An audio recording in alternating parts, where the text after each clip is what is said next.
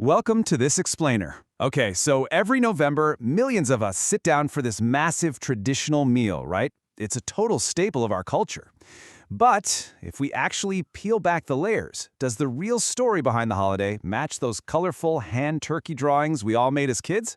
Let's dive right into this familiar November tradition and discover what the historical records actually tell us. So, what really happened in 1621?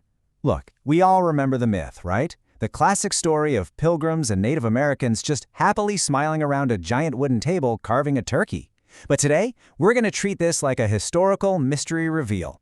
We're going to completely separate the folklore from the cold, hard facts to uncover the real sequence of events. Section 1. Survival and the Wampanoag. Now, to really understand that famous harvest celebration, we've got to rewind a bit to December of 1620. That's when the Pilgrims first arrived at Plymouth on the Mayflower. Now, they were seeking religious freedom, sure, but they were walking into a brutal, completely unforgiving reality that they were entirely unprepared for. And honestly, the result of that first winter was just devastating. They had a 50% survival rate. Think about that. Roughly half of the settlers who originally arrived literally did not survive until the spring.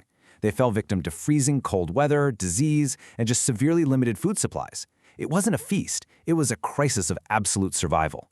And the colonists who did manage to survive, they only made it because of some absolutely crucial outside intervention. This brings us to the Wampanoag Nation. These are the indigenous people who had lived in this specific region for generations. Historians credit a Wampanoag man named Squanto, who we usually call Squanto, for stepping in to help. And here's a super fascinating detail. Squanto had actually learned English years earlier after being taken captive by English explorers. That meant he could communicate directly with these struggling, desperate colonists. So Squanto steps in, and his guidance was basically a practical masterclass in surviving this harsh landscape. Step 1, he taught them how to successfully grow corn in the local, totally unfamiliar soil. Step 2, how to actually fish the local waters. And Step 3, how to forage for other essential resources. This wasn't just helpful advice, you guys. This was the foundational knowledge they desperately needed to just not starve. Section 2. The 1621 Harvest Gathering. So because of those vital skills they learned from Squanto and the Wampanoag, by the fall of 1621, the Plymouth colonists actually had a successful harvest. They had survived. And according to a first-hand account written by colonist Edward Winslow, the settlers decided to hold a 3-day celebration. But here's the thing. This wasn't just a handful of pilgrims sitting around. The gathering included the Wampanoag leader Massasoit and roughly 90 of his men, joining the surviving Plymouth colonists. It was a massive, joint gathering heavily populated by the Wampanoag. So, how does the popular myth actually stack up against the historical record? Well, we usually picture this huge feast of turkey and pumpkin pie, marking the dawn of this beloved annual event. But the historical evidence tells a completely different story. The menu was way more likely to be wild game, local seafood, and corn. There is absolutely zero historical evidence that turkey and pumpkin pie were anywhere on the table at this 1621 gathering. And perhaps the biggest myth-buster of all here? This was just a one-time harvest celebration. The colonists themselves didn't even use the word Thanksgiving to describe this specific event. There was absolutely no grand plan to make this an annual holiday. It was simply a community breathing a massive sigh of relief and marking a successful harvest after a year of just profound tragedy. Section 3. Creating a national holiday.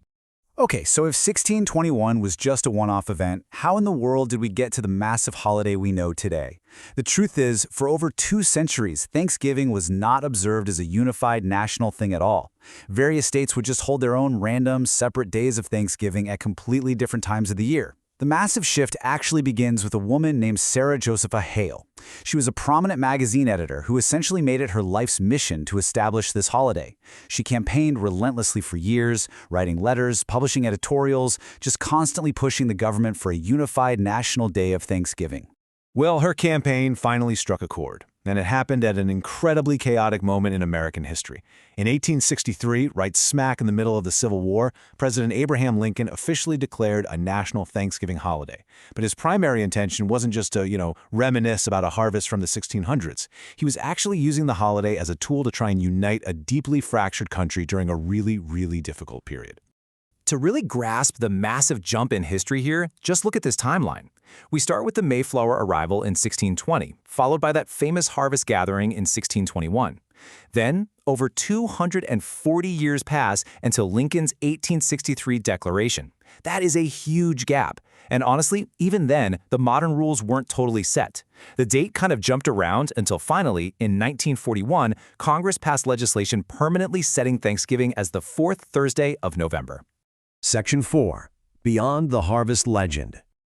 To truly understand this whole topic, we really have to look past that simplistic classroom image of a peaceful, lifelong friendship.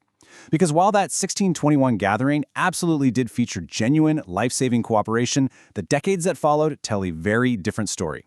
Relations between the colonists and the indigenous nations all across New England became increasingly strained. Escalating tensions and broken trust eventually led to some significant, devastating conflicts, which culminated in events like King Philip's War in the 1670s. So, what's the major takeaway here from all these historical records?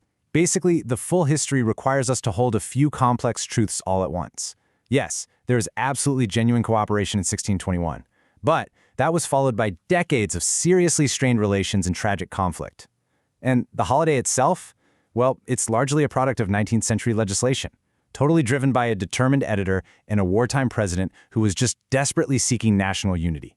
Which leaves us with this final, pretty powerful question. How does knowing the full history change your view of the fourth Thursday in November? You see, knowing the historical reality doesn't ruin the holiday. It actually adds incredible depth to it, replacing a simple little myth with a complex, absolutely fascinating story of survival, diplomacy, and nation building. Definitely something to think about the next time you gather for a harvest meal. Thanks for joining me on this explainer, and I really can't wait to see you for our next one, where we'll continue pulling back the curtain on history's biggest stories.